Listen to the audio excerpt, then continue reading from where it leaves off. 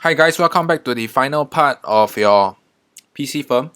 So now we want to look into long run adjustment in your PC. So before we go into this, you will need to have a very good understanding on how your various profit level in short run is achieved before we go into this. Alright, so now I want you all to give a guess, okay? What is the outcome or what is the profit level in a PC firm in the long run? Okay, is it super normal? Is it normal? Or is it subnormal? Or could it be all three? Okay. In fact, there is only one correct answer. And the correct answer is actually normal profit. And let me explain to you why is it normal profit only. So the entire analysis revolves around this key assumption called free mobility. Okay, or no BTE. So let's consider this scenario. All right. Let's assume that initially the firm is making normal profit. And what happens is, let's look carefully. In the industry level, there is an increase in demand for this specific good. For example, um, consider that this is orange industry and this is an orange firm. All right, supposingly that there is increase in health benefits for consumption of orange. All right, it is going to prevent cancer. Right, everybody is going to buy orange, right? And what happens that is in the industry, okay, there will be an increase in preference and taste for oranges, leading to a rightward shift in your demand curve, and you realize that your equilibrium price will be P1. Okay, and equilibrium quantity will be at Q0 prime for industry. I'm looking at industry right now. I'm not talking anything about firm. Okay, so please ignore the one on the right hand side. Okay, and focus strictly on industry. Okay, and with a higher equilibrium price level, now let's extend to what you have seen in the firm. Okay, and what you actually observe in the firm is you actually experience a higher demand curve. Okay, because remember, you are a price taker. Now, when the market price is higher, it's actually good for you. Good in the sense that you are going to have a higher demand curve now, right? You're going to have a higher price. Okay, so now the initial profit maximizing point is down here. MC equals to MR. Your MC did not change. Your AC also will not change. So a key understanding or a key factor that I have been emphasizing so far is that your AC and your MC will not change. Alright. What that will change is only in this case your demand curve. Okay, and for your other market structure, alright, your AC and your MC will never change. They'll always be in this scenario. Alright. So now this is the existing MC equals to MR, or the existing profit maximizing point. And observe that when there is a higher price level, you will have a new MR here. Okay, we can call this MR1 if you like. Okay, is equals to MC. Okay, and you realize that your profit maximizing output has actually shifted out. Okay, because of higher market demand. Okay, what happens is firms, they will actually produce more, okay, at a higher price. And now the second thing that you will observe, or you may observe, is that initially, okay, when you are actually having a normal profit, okay, your AC is sitting nicely on your AR. But now let's observe what happens when there is an upward shift in your AR. Okay, you realize that at the new profit maximizing point, now which is here, okay, plant an eye downwards, and you can actually see that your average revenue is greater than your average cost.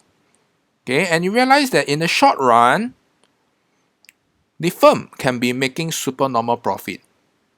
Okay, because of increase in demand for the goods and services, okay, because of a higher market demand, because of a higher price, because of increase in quantity, yes, they can be producing at they can actually be operating at profitability. All right, but recall what I have mentioned about normal profit. So it simply tells you that all PC firms will make normal profit in the long run. But some students may ask me, Mr. Jeffrey, since you say normal profit, this is super normal profit, how are you going to link them up all together? So now let me finish up the entire scenario. Because of this key feature or this key characteristics, no BTE, no barriers to entry, free mobility. Remember when other firms, let's say an Apple producer, okay, this is an orange firm. An Apple producer, when they see that there is profit to be made in the orange industry, all right, they'll be more inclined to come into the industry and produce orange, right? Because there's huge profit. Agreed? Okay. So what happens is you will actually attract a lot of competition. Competition to compete for the profit level in the orange firms. And how does the competition come into the picture? All right. So what happens is when there is more Apple producers coming to the orange industry to compete for the profit level, it simply means that your supply curve will shift to the right. Okay, because of more producers coming into the existing industry to produce. Okay, furthermore, there is no setup cost. Okay, there is no barriers to entry. Firms can come in anytime as they want. And you realize something. The new equilibrium point determined by DD1 and SS1 will be back at P0. Okay, and your quantity produced or transacted will be at Q1. Okay, but now let's look at the firm level. Okay, you realize that your price has actually fall back from P1 back to P0. Okay, and your quantity has actually fall from Q1 to Q0. Okay, based on the new profit maximizing point where your MR is equals to your MC right here.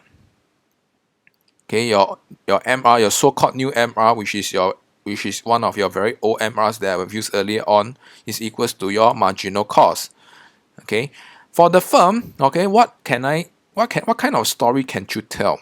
Okay, it simply tells you that because of additional competition, okay, you are going to produce lesser, all right, you are going to accept a lower price, okay, and most importantly, all right, the existing profit that you have been earning will be eroded, okay, because of competition from other firms. Other firms, they come in and set up their orange business, they are going to take away your customers, all right, and in this case, they will take away all the way until you are actually at normal profit. Okay, so your supply curve will adjust all the way until your P1 drops back to P0. So there is a shortcut to draw this kind of diagram. Okay, but you need to understand the mechanisms of PC firm. Okay, remember, it is always the firm it's always the industry affecting the firm, never the other way around. Okay, but what happens is you know that price is going to what happens is your demand curve will fall back from P1 to P0. Okay, this is normal profit. So you can actually look at your P0, okay, and find out the point where demand curve intersects your P0. Okay, this is your supply curve, your new supply curve. This is where the extent that is going to shift to the right. So let me explain again. Although we know that it is always industry affecting the firm, okay, there is a so-called shortcut, and then the shortcut actually relies on your understanding. Okay, because we know that your demand curve will eventually shift back downwards, okay, and you'll be earning normal profit. Okay, so based on the O price, okay, you want to find out the new intersection between your new supply curve and the new demand curve at the O price. Okay, let me repeat again. You want to find out the new intersection between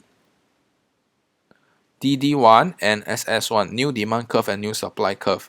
Now we have your new demand curve, but we don't know where is your new supply curve. But all we know is it has to achieve P0. Okay, so the only condition that it achieves P0 is when your supply curve is down here. Okay, and this is why there is a rightward shift in your supply curve all the way until it reaches P0. Clear so far?